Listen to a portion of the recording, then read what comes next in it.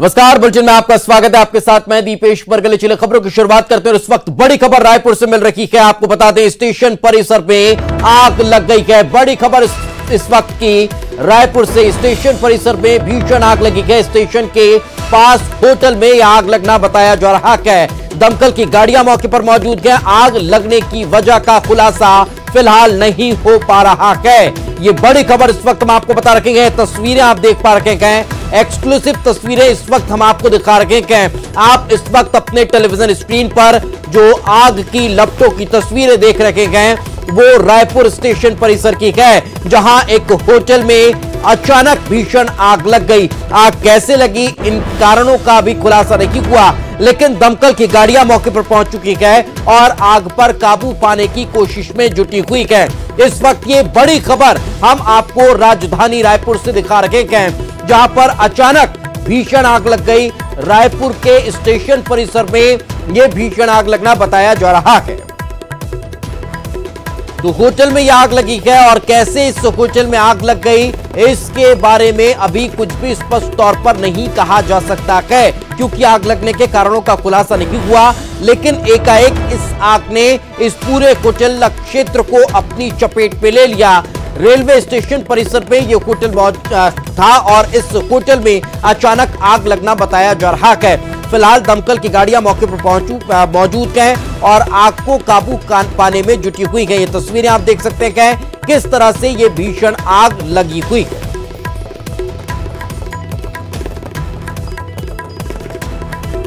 तो आग की लपटों और धुएं के गुबार को देख स्पष्ट तौर पर समझा जा सकता है कि आग ने विकराल रूप ले लिया है।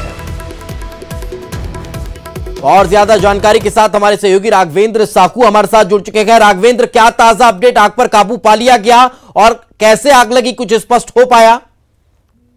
रेलवे स्टेशन परिसर में ही होटल ली रॉय करके संचालित है, वहां पे भीषण आग लगी है।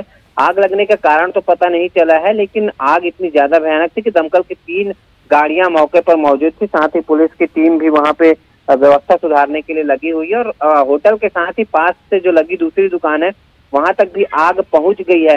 जाहिर तौर पर अभी हालांकि रेलवे स्टेशन में बहुत ज्यादा आवाजाही नहीं है, इस कारण से शुक्र है कि वहां होटल में भी कोई रुके हुए नहीं थे, इस कारण से एक बड़ा हादसा नहीं हुआ है। लेकिन होटल में जिस तरीके से आग लगी उससे कई सवाल जरूर खड़े होते हैं। आग किन वजहों से लगी है इसकी पड़ताल की जाएगी, लेकिन एक बड़ी आगजनी की घटना हुई है, वो भी रेलवे स्टेशन जैसे संवेदनशील इलाके पे, जहाँ पे आम दिनों में अमूमन लाखों की संख्या में लोग आना जाना करते हैं। अभी हालांकि लॉकडाउन के कारण से रेलवे स्टेशन में केवल जो मजदूर लेकर आ रही वही ट्रेनें पहुंच रही हैं, बाकी ट्रेनें नहीं आ रही हैं। तो जाहिर तौर पर बहुत ज्यादा इससे कोई नुकसान तो नहीं हुआ, लेकिन होटल का काफी हिस्सा इसमें जल चुका है। जी राघवेंद्र, काफी सघन क्षेत्र है इस होटल की। आग कहीं दूसरे दुकानों या फिर दूसरे होटल्स को तो चपेट में नहीं ले पाई, किस तरह की और ज्यादा जानकारी?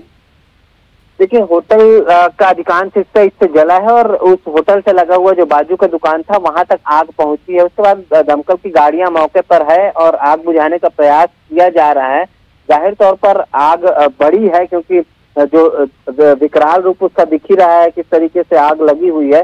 तो एक दुकान उसके चपेट में आई है और इससे नुकसान कितना हुआ है इसका पता बाद में आकलन के बाद चलेगा, लेकिन बड़ी आगजनी की घटना है और गर्मी के दिनों में इस तरीके से छोटी सी लापरवाही जो है कहीं ना कहीं महंगी पड़ जाती है। बिल्कुल। लेकिन एक और चीज जानना चाहेंगे, आग पर काबू पा लिया क्या? दमकल की कितनी गाड़ियां वहां पर मौके पर मौजूद हैं? देखिए, दमकल की 3 गाड़ियां मौके पर पहुंची हुई हैं, जो कि आग बुझाने के लिए लगातार प्रयास कर रही हैं। थोड़ी देर में संभावना है कि आग पर पूरी तरीके से काबू पा लिया जाएगा। दिक्कत किस तरह की महसूस हो रही है? देखिए, स्वाभाविक है, गर्मी का मौसम है और छोटी सी चिंगारी भी कहीं न कहीं भारी पड़ जाती है। इससे पहले भी राजधानी रायपुर में होटल में आगजनी की घटना हो चुकी है। जब तुलसी लॉज है वहां पे आग लगी थी तो 5 लोगों की जान चली गई थी। चूंकि अभी शुक्र यही है कि होटल में कोई रुका नहीं था, होटल चूंकि लॉकडाउन के कारण खाली चल रहे हैं। अगर ये घटना आम दुनिया में हुई होती तो बड़ी संख्या में लोग रेलवे स्टेशन से लगे होटल में रुकते हैं, जाहिर है बड़ा नुकसान हो सकता था। अभी हालांकि उस तरीके की कोई जान माल का नुकसान नहीं हुआ है, लेकिन जाहिर तौर पर होटल का काफी हिस्सा इससे जल चुका है। साथ ही एक दुकान में भी जो है इससे आगजनी की घटना हुई है। जी चलिए, बिल्कुल, बहुत बहुत शुक्रिया राघवेंद्र तमाम जानकारी के लिए। तो तस्वीरें आप देख सकते हैं, हमारे सहयोगी राघवेंद्र लगातार बता रखे हैं कि आग पर काबू पाने की कोशिश लगातार जारी है।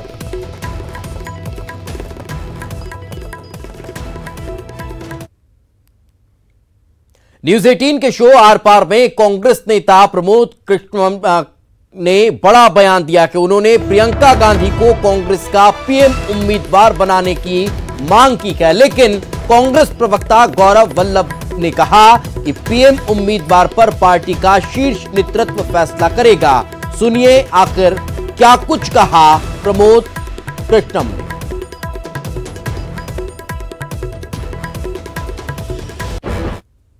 प्रवक्ता नहीं हूं, बट अगर मेरी सलाह कांग्रेस मानेगी तो 2024 की प्रधानमंत्री की कैंडिडेट प्रियंका गांधी होंगी। मैं दावे के साथ कहता हूं, मैं कांग्रेस का अधिकृत प्रवक्ता नहीं हूं, बट अगर मेरी सलाह कांग्रेस मानेगी तो 2024 की प्रधानमंत्री की कैंडिडेट प्रियंका गांधी होंगी।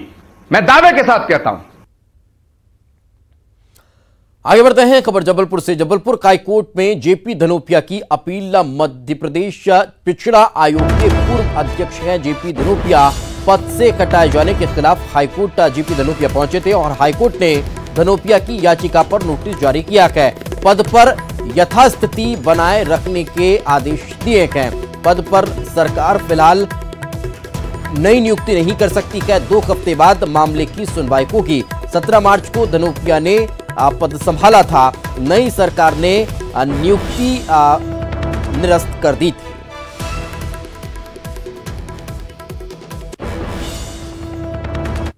मध्य प्रदेश शासन द्वारा मुझे 16 मार्च को मध्य प्रदेश पिछड़ा वर्ग आयोग का अध्यक्ष नियुक्त किया गया था एवं मैंने 17 मार्च 2020 को अपना पदभार भी ग्रहण कर लिया। लेकिन दुर्भाग्यपूर्ण सत्ता परिवर्तन होने के बाद भारतीय जनता पार्टी की सरकार सत्ता में आते ही मुख्यमंत्री शिवराज सिंह चौहान जी द्वारा, जो स्वयं पिछड़े वर्ग से आते हैं, उन्होंने मेरी नियुक्ति के आदेश को निरस्त करने का आदेश जारी करने का रद्द किया गया, जिसको मैंने माननीय उच्चतम न्यायालय में चुनौती के रूप में प्रस्तुत किया है। और याचिका प्रस्तुत करने के उपरांत आज उच्च न्यायालय में जस्टिस माननीय विजय कुमार शुक्ला साहब की बेंच के द्वारा मुझे स्थगन आदेश दिया गया है और मुझे यथास्थिति बनाए रखने के लिए उसमें आदेश हुआ है। मैं इस बात के लिए विश्वास दिलाता हूं कि पिछड़े वर्ग की संघर्ष के लिए मैं लड़ाई लड़ता रहूंगा और पिछड़े वर्ग के कार्यों के हितों को संरक्षण में अपनी पूरी भूमिका ईमानदारी मेहनत से निभाऊंगा। मध्य प्रदेश में शराब ठेकेदारों और सरकार के बीच चल रहा विवाद फिलहाल थमता नजर नहीं आ रहा है। शराब ठेकेदारों की ओर से दायर की गई याचिका पर जबलपुर हाईकोर्ट में सुनवाई हुई। इसमें ठेकेदारों ने हाल ही में सरकार की ओर से किए गए नीतिगत संशोधन को चुनौती दी गई है। सुनवाई के दौरान सरकार की ओर से हाईकोर्ट में आश्वासन दिया गया कि इस मामले की अगली सुनवाई तक शराब ठेकेदारों के खिलाफ सरकार की ओर से कोई ठोस कार्रवाई नहीं की जाएगी। इस मामले की अगली सुनवाई अब 2 जून को होगी।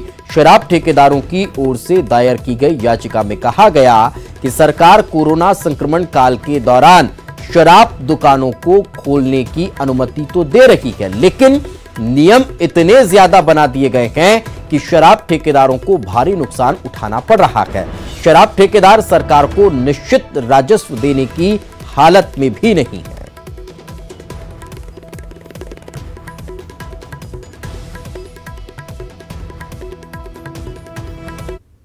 पूर्व प्रधानमंत्री पंडित जवाहरलाल नेहरू की पुण्यतिथि के मौके पर भोपाल के संत हिरदाराम नगर में ब्लॉक कांग्रेस की ओर से राशन बांटने का कार्यक्रम रखा गया था। इस कार्यक्रम में दिग्विजय सिंह के अलावा पूर्व मंत्री पीसी शर्मा भी पहुंचे थे। जैसे ही राशन वितरण का कार्यक्रम शुरू हुआ, वहां महिलाओं और लोगों की भीड़ उमड़ पड़ी, जिसको लेकर सोशल डिस्टेंसिंग के नियम तोड़ने का आरोप लगता जा रहा है।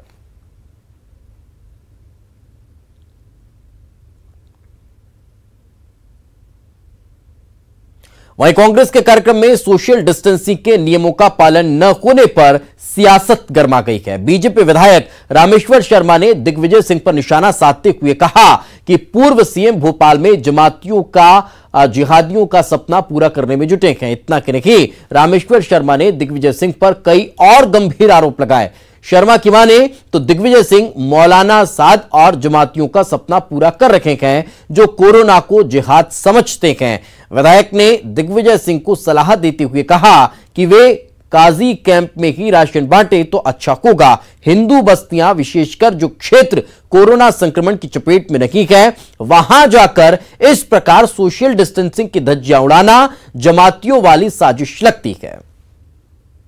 इस तरह सोशल डिस्टेंसिंग की धज्जियां उड़ाई और गरीबों को बुलाकर उनको अपमानित किया गया, ना तो उनको पर्याप्त अनाज दिया गया, ना कोई राशन की व्यवस्था की गई, बल्कि धक्का मुक्की और संक्रमण रोग को जन जन तक पहुंचाने का काम जो कभी मौलाना जमाती साध ने किया था, उसका जो है बी पार्ट के रूप में दिग्विजय सिंह ने उन जमातियों की बची खुची कसर को पूरा करने के लिए शायद संकल्प लिया है। इसलिए दिग्विजय सिंह जी ने इस तरह भीड़ को आमंत्रित किया कि जैसे मानकर चलो वो अरबों का सामान यहाँ पर बांट रहे हो, 1 किलो गरीब को चावल तो दे नहीं पाए, पर संक्रमण रोग से जरूर गरीब को जो है को जोड़ दिया है। वहीं ग्वालियर से भी सोशल डिस्टेंसिंग का मजाक उड़ाने की एक खबर सामने आई है। पूर्व मंत्री इमरती देवी और सांसद विवेक शेजवलकर ने डबरा विधानसभा में सोशल डिस्टेंसिंग की धज्जियां उड़ाई। सकोना गांव में समर्थक, कार्यकर्ता और जनता की भीड़ के बीच इमरती देवी नजर आई। बता दें कि उपचुनाव के लिए इन दिनों इमरती देवी जनसंपर्क में जुटी हुई हैं। उन्हें सोशल डिस्टेंसिंग का ख्याल ही नहीं रहता।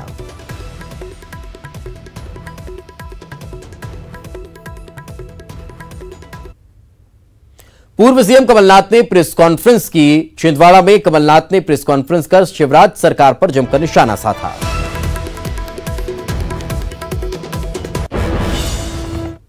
बात का दुख है कि जो मैं शुरू करना चाहता था मैं 11-12 महीनों में नहीं कर पाया, और जो शुरू करी वो आज पता नहीं कौन सी खटाई में पड़ जाएगी। मुझे इस बात का दुख है, छिंदवाड़ा में जो हो सकता था, जो संभव था, मैंने किया।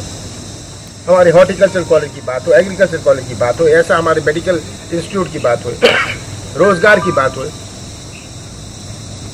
हमारा रुका हुआ पावर प्लांट जो है, इसका फैसला मैंने करवाया। इसका फैसला करवाया कि ये पावर प्लांट किसी ना किसी तरह चल पड़े, और मुझे उम्मीद है कि जो पावर प्लांट बेंच थर्मल है, ये आगे आने वाले समय में ये आगे बढ़ेगा। और चलिए फिलहाल रुकेंगे एक छोटे से ब्रेक के लिए। ब्रेक के बाद जल्द हाजिर होंगे।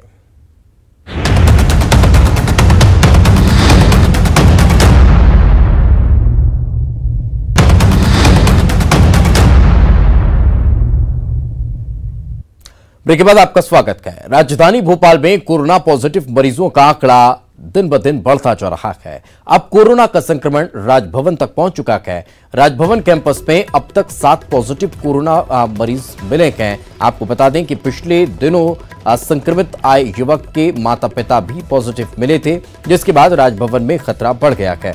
राजभवन के कैंपस के क्वार्टर में ये स्टाफ रहता था, जिसके बाद क्वार्टर एरिया को कंटेनमेंट जोन घोषित कर दिया गया।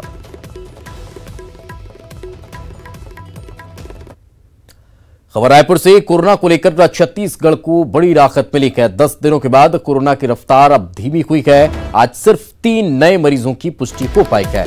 जगदलपुर, बिलासपुर, बलौदाबाजार में मरीज मिले हैं। आज 4 मरीज स्वस्थ होकर डिस्चार्ज भी हो चुके हैं।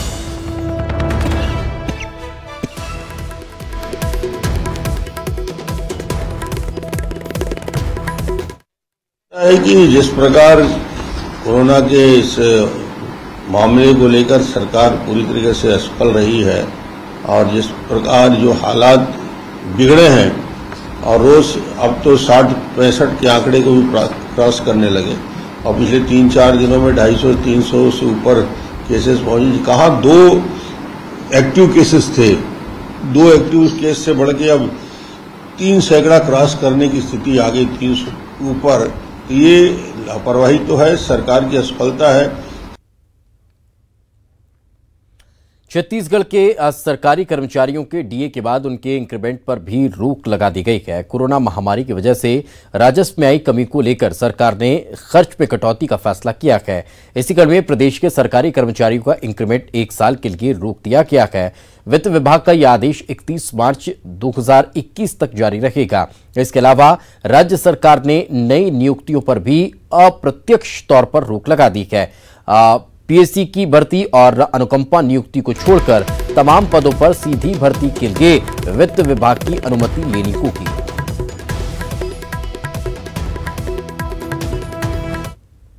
छत्तीसगढ़ सरकार का जो वित्त विभाग का आज आदेश जारी हुआ है, जिसमें आर्थिक मितव्ययिता की बात की गई है। उस आर्थिक मितव्ययिता का आधार केवल और केवल सरकारी कर्मचारी को बनाया गया है। वर्ष में 2 बार, जनवरी या जुलाई में, कोई एक तिथि में वेतन वृद्धि मिलता है जो मात्र 3% वेतन का मिलता है। ये वेतन वृद्धि कर्मचारी के एफिशिएंसी, उसका अच्छा काम करने के लिए मिलता है। जब हम एक तरफ राज्य सरकार को 2-2 महीने में 1-1 दिन का वेतन स्वेच्छा से दान किए हैं, उसके बाद ये वेतन वृद्धि रोकना सीधा सीधा अन्याय है। और मैं उल्टा आरोप लगाता हूं कि जो IAS, IPS और IFS मैंने अखिल भारतीय सेवक अधिकारी हैं, उनको केंद्र सरकार के नीति के अंतर्गत वेतन वृद्धि मिलता है। जो खुद वेतन वृद्धि ले रहा है वो अपने नीचे के कर्मचारियों का वेतन वृद्धि काट रहा है। और ये मुख्यमंत्री जी के बिना विश्वास के, बिना जानकारी के आदेश जारी किया गया है। अन्यथा कुछ अधिकारी अभी भी ऐसे हैं जो पूर्ववर्ती सरकार के अधिकारी, वो नहीं चाहते कि छत्तीसगढ़ का बेटा भूपेश बघेल मुख्यमंत्री नरवा गरवा घुरवा बारी इस प्रदेश। और चलिए अब देखते हैं भोपाल टॉप 10।